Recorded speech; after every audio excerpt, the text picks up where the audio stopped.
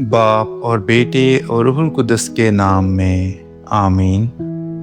لونڈی کا بیٹا میرے بیٹے اسحاق کے ساتھ وارث نہ ہوگا۔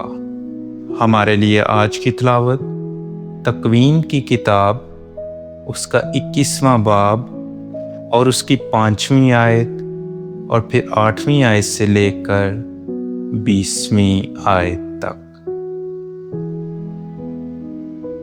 اور ابراہیم اس وقت 100 برس کا تھا جب اس کا بیٹا اسحاق پیدا ہوا، اور لڑکا بڑھا اور اس کا دودھ چھڑایا گیا، اور دودھ چھڑانے کے دن ابراہیم نے بڑی ضیافت کی۔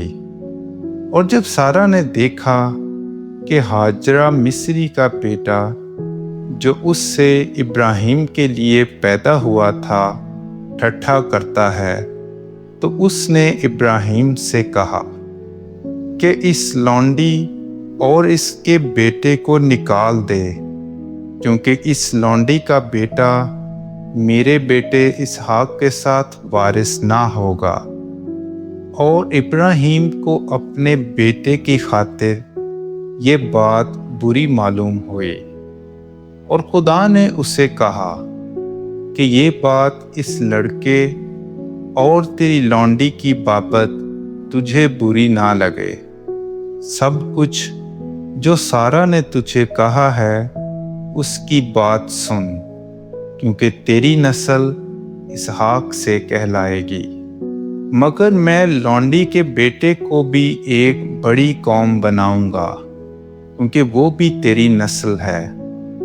تب ابراہیم نے دوسرے دن صبح کو اٹھ کر روٹی اور پانی کا مشکیزہ لیا اور ہاجرہ کے کاندھے پر رکھا، اور لڑکا اس کے حوالے کر کے اسے رخصت کیا، اور وہ روانہ ہوئی اور بیر شابے کے جنگل میں بھٹکتی پھری۔